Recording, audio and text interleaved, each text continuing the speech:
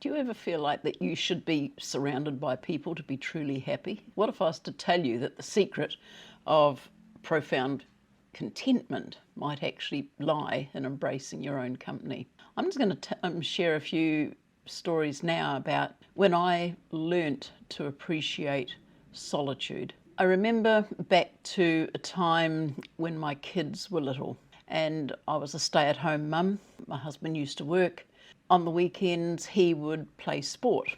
Most weekends, quite a fair amount of that weekend. And at that time, we were only just a one-car family. Now, being a full-time mum, I had two little kids 24/7, and it just went on and on. I never got the opportunity to have any time to myself. And I sort of felt like that I was sinking somehow into all of this going on around me. And then I remember one night my husband had been away playing sport and he come home, it was a Sunday night, and I just said to him, I'm going to go and get a takeaway for dinner. I had to travel into town about 20 minutes. And he said, oh, well, I'll come, we'll all go. I says, no, I want to go on my own. So I got on the car, drove into town, got the takeaway, drove back home again.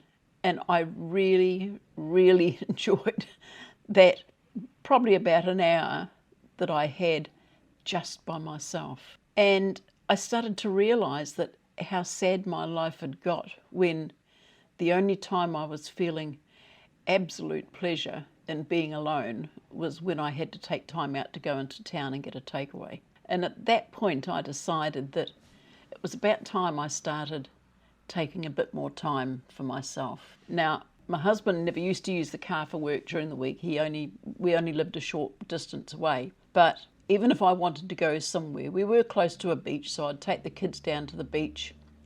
But I always had the kids with me. I never actually had that time to spend quietly on my own. And it went that way probably until I think the oldest one started school and the little one was at kindergarten. And suddenly I was having periods of like 2 days a week of a couple of hours in the afternoon where I'd be able to spend time on my own and be with my own thoughts. And even though I had stuff to do around the house, I thought, no, I just want to sit. I just want to embrace this solitude while I've got it. A few years later, we moved away from that small town and moved further along the beach to a place called Mount Maunganui, or Papamoa Mount Maunganui. And we had a 7-day dairy business service station. So I was back again to having absolutely no time to myself. It was full on working in the shop and with the kids. They were both at school by this time, but I had them in the evenings and it was just full on all the time. So I remember saying to my husband, I said, I need to have 1 day a week or even an afternoon a week where I can get away on my own and have some time to myself. So what I used to do was I would drive into town, into Mount Maunganui, and there was this mountain on the end of the peninsula. And I would climb up this mountain. We call it mountain, but it's only a mount. And I would climb up to the top of this and just sit up there for about an hour in peace and quiet. And I would look out, look at all the scenery, gather my thoughts, and it was wonderful. People would come up and they'd be wandering around, but I didn't have to interact with them. And it was so great just to have this time to myself and to be able to think, I don't have to interact with anybody. I can be at one with my thoughts. And that's what I used to do. I used to do that at least once a week. I would take a day or half a day and make sure that I would go somewhere where I could be on my own and not have to have people around me that were sort of demanding my attention or I felt that I needed to be doing for them. And that was really important to me. And I think even before that, before the takeaway incident a few years beforehand, I really thought that I was sinking into a depression. And I sort of say that as a medical condition because I was starting to feel I wasn't feeling comfortable with myself. I didn't sort of care what I looked like. I felt that I had no purpose, nothing, there was nothing there for me. I was there for everybody else, but not for me. But as time went by, I started to realize again that I had thoughts, I had things that I wanted to do, I had ideas that I wanted to nurture and to grow that didn't involve other people. And I just made a point of moving forward and doing things for me. And some people may think it sounds selfish, but it was just so important for not only for my physical health, but for my mental health. It was so important to be able to shut everything out and just enjoy absolute solitude. A few years after that, I decided that, okay, my husband, every time we'd have holidays, he would go off and play his sport.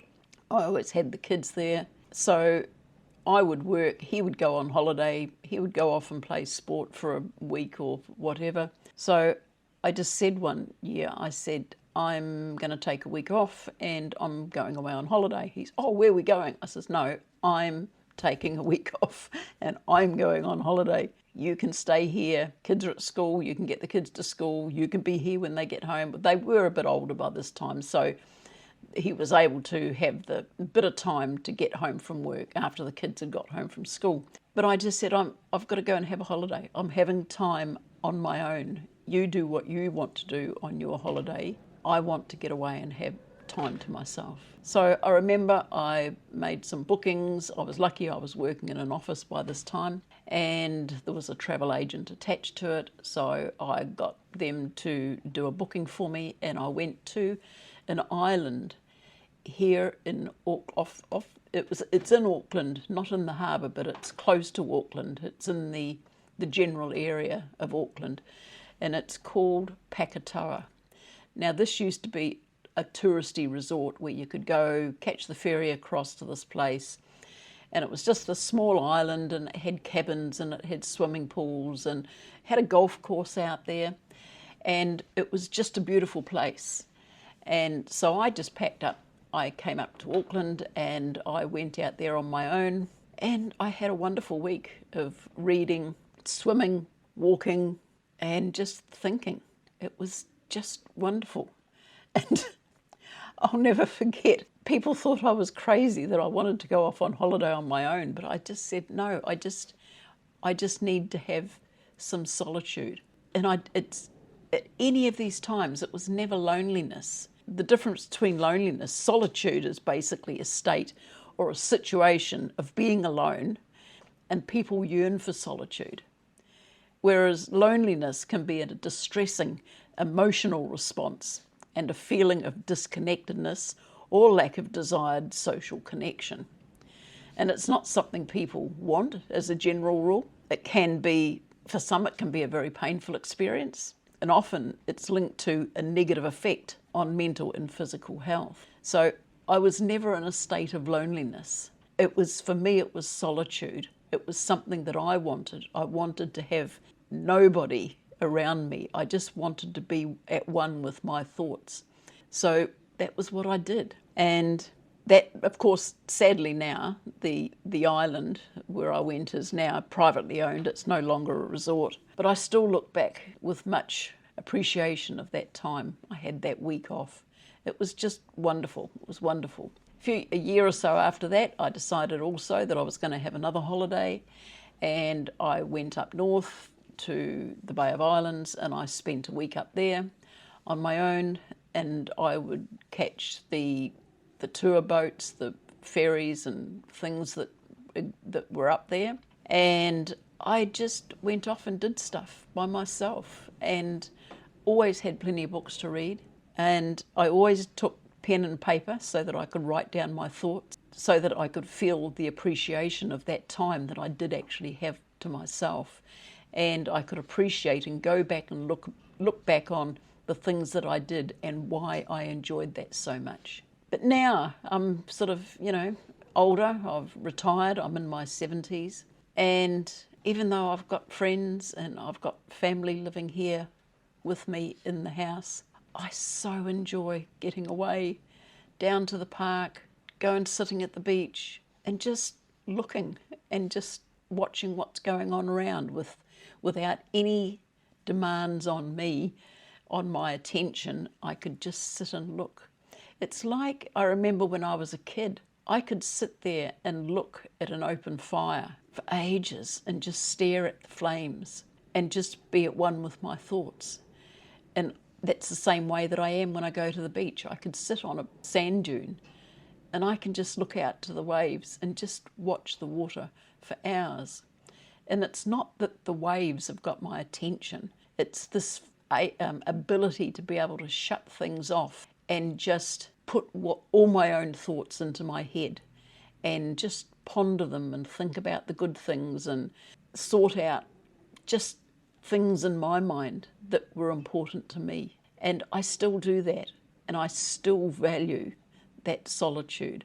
And I just can't say enough how important it is that if you're not used to being on your own without a feeling of loneliness, look at it as a period of solitude. It's a period where you can be at one with yourself. You can enjoy your own thoughts. You can enjoy what's going on around you without having to be questioned or having to answer to anything that's going on around you. And I just say to everybody, just you enjoy that solitude and don't ever think of it as being loneliness, because it's not. Loneliness is when you've got that desire to have people around you and you feel you need to have. I do believe there are people that are very lonely, but I think too many people confuse being, oh, I'm feeling lonely, to thinking I've just got this period of solitude where I can enjoy myself, enjoy my thoughts, and sort things out and just be at one with my own mind without any interruption from anybody else.